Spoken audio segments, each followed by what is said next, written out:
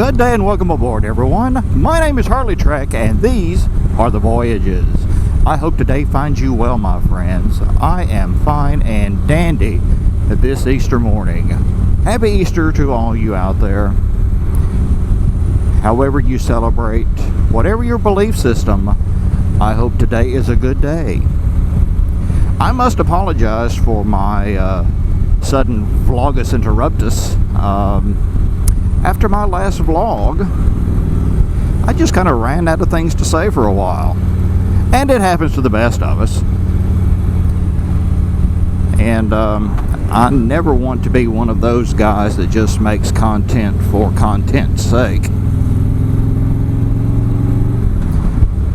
And there may be some of you out there that maintain that, well, you've been phoning it in since the beginning, so you might as well not stop now. So, to each their own. But it is a gorgeous Sunday morning. Got cash blessed yesterday. We had the blessing of the bikes in at the Tennessee River Park in Chattanooga, Tennessee. Sponsored by the Christian Motorcycle Association. The Choo Choo Wheels of Worship was the chapter officiating. A good turnout. There are those that I've seen that have said that the turnout has been less than usual. I know the time that I was out there it seemed to be light, but it is what it is, I guess. So I got to spend some quality time on the bike yesterday. Let's all decide where we're going to go now. Ooh, gravel alert. I'm going to go this way. Full impulse power.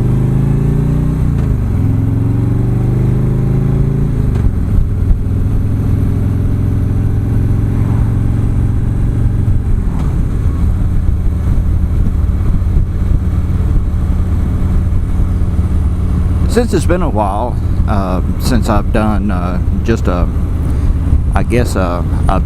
random thoughts video, that's what you're going to get today. I want to officially welcome all my new subscribers. I am over 1,100. And I am very thankful for that. Come on now, 25 is just a suggestion.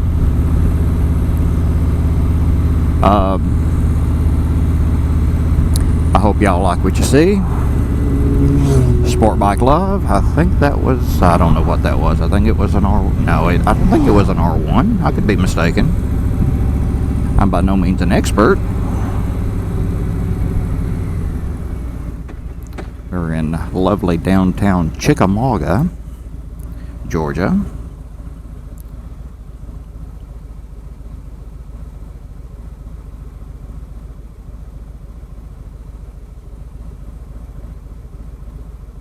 But one of the things that occurs to me, and I know that I'm probably picking nits here, but my YouTube name is HarleyTrek, and the way I capitalize it, I know can be a bit confusing, but it is not two words, it is one word. I'm just throwing that out there. Most of you get it, some don't. It's an easy call to make. And no hate, but as Lieutenant Commander Data once said, one is my name, the other is not. An update on Art. I was chatting with Art yesterday on Facebook Messenger. He's healing up nicely, thanks to all those who've asked about him. I may not have mentioned this, but he ended up breaking 5 ribs in his accident. The word has come back on his bike, and they did ride it off.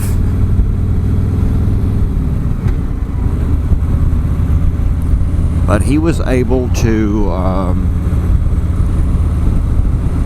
the way his finances was set up, the loan was taken care of, and the bank took possession of it, and he purchased it back from the bank for a piddly amount, and the title is clean. So his plans for the CVO Ultra is to make a bobber out of it. And from what he's told me, it's going to be, a stripped down old school heavy metal flake paint job, and I can't wait to see it done. Of course, my good buddy Moose 3971, I'm sure, will be involved in that process at some point.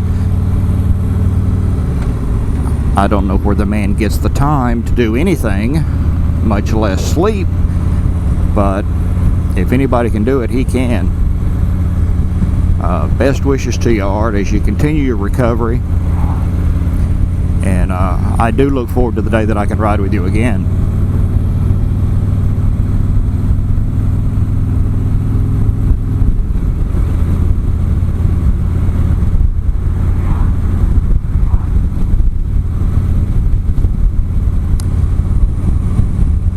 The Hootenanny for 2017 is nigh, gentlemen and ladies.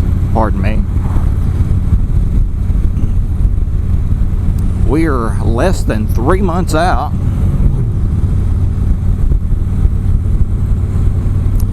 And I am getting excited for it. The mini hoot was a success, barring the accident.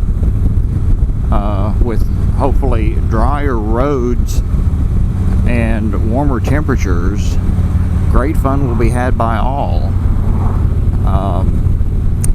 I am still unsure as to what the numbers look like. The Facebook group is up to over 70 now, but when I posted a request, the Cranky Biker set up a calendar of events in the event section of that group, and if you're going to be there for whatever section, just go and say, yes, I'm going to be there.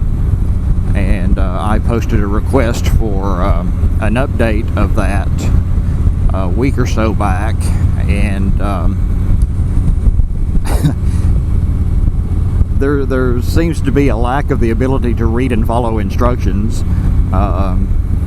There were tons of comments, I'm coming, I'm going to be there, I'm going to, but no one went and clicked the calendar so I could get a snapshot count. So now I'm going to have to do a spreadsheet to get some kind of idea how many motorcycles we're looking at. But that's all right. The hue and cry has gone up for some kind of commemoratory item of the event. We're kicking around a commemorative sticker, a commemorative pin, not a pen, a pin, perhaps a t-shirt that we would design and then make available at some, online retailer like Teespring or something for cost. We're not looking to make any money if we do something like that. I'm not going to start merchandising now. So I've been tweaking with a couple of little designs. Nothing I'm really ready to trot out for a Facebook group vote or anything, but if those do become available, then I'll let you know.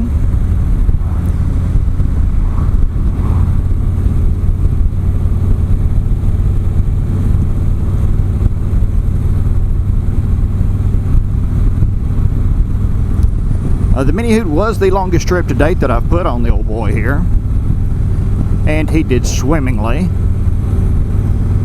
Current mileage count is 4,142 miles, so I have indeed cracked 4,000, and I'm definitely going to have to get a 5K service before the hootenanny.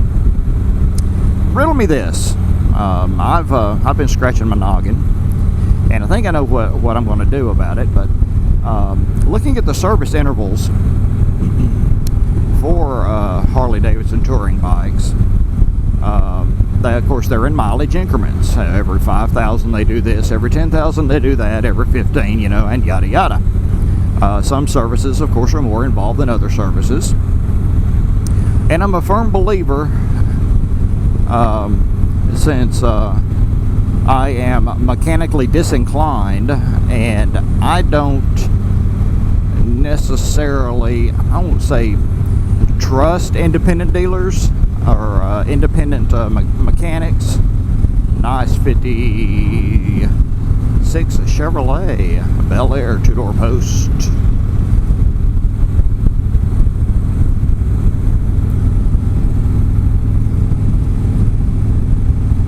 But my brother takes his bike to an independent down in Florida, and last time he had a rear tire put on, they seem to have forgotten to tighten the lug nuts on the rear tire, or the axle nuts, and he's going down the road and his damn tire falls off. You know, it's stuff like that that puts me off, because there's really no recourse. I'm getting into bicycle territory here, as long as they ain't going my way.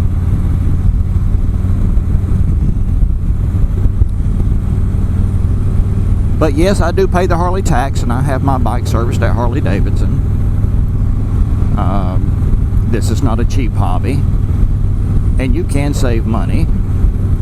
I just prefer not to do it with the care and maintenance of my motorcycle. That's just me. To each your own. If you think I'm a fool, fine, I'm a fool.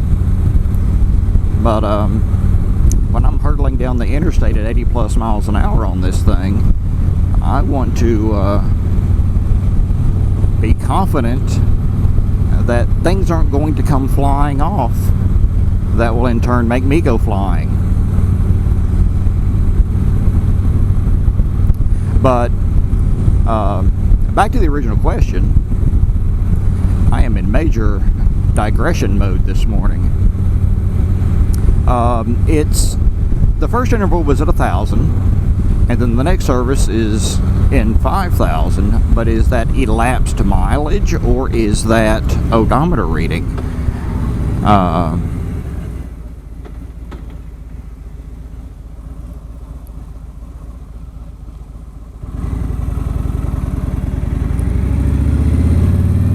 I am pretty sure that it's at odometer reading. So the next service, which is the 5,000 mile service, will actually be 4,000 elapsed miles.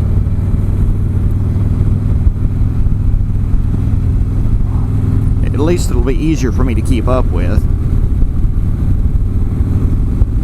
And I usually get them done a little early anyway. I have run over a couple times. Oh, and here's a question about DB.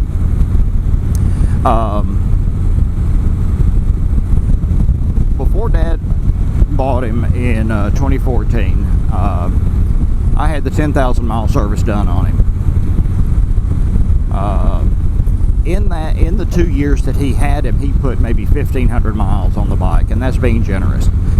Since I've had it back, I've probably put another 1,500 on it.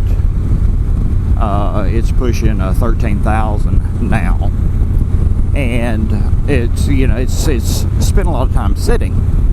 Now, I know that all the fluids should need to be changed, but with the bike sitting,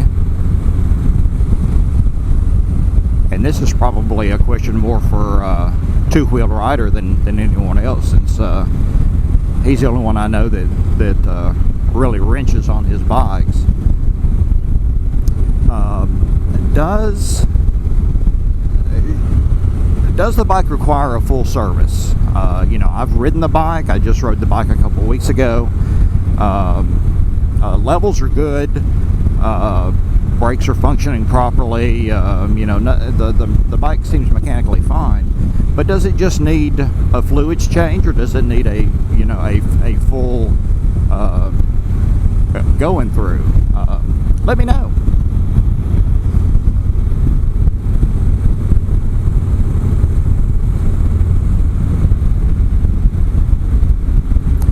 And my biker brother Bronco Ride texted me the other day. You know, he has since adopted a beautiful Superior Blue 2017 SGS, just like my boy here. And he went with my lighting scheme, the Custom Dynamics turns, rear lights, tri-bar light, and the Eagle Lights 8700 G2 headlight. And he's experiencing issues with interference on his radio. And he was asking me whether I was experiencing anything, and the answer is no. Even though you told me to hurt me, you keep telling me I'm fine. No issues at all with interference. The only difference is that he has had a fairing antenna installed, whereas I didn't keep the original whip in the back. I went with the 13-inch shorty antenna, which I like, and I have no reception issues. I know that back in the day they made FM filters that you could put in line on car antennas. Do they make to deal with engine interference? Is there an option for a motorcycle? I have not looked into it.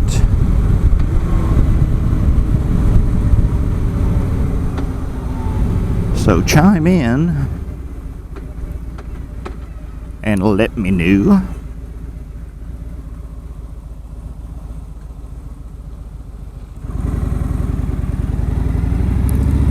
And I guess that's going to do it for me, boys and girls. Enjoy your day. Happy Easter once again. And as I always say, ride 'em if you got 'em, and live long and prosper.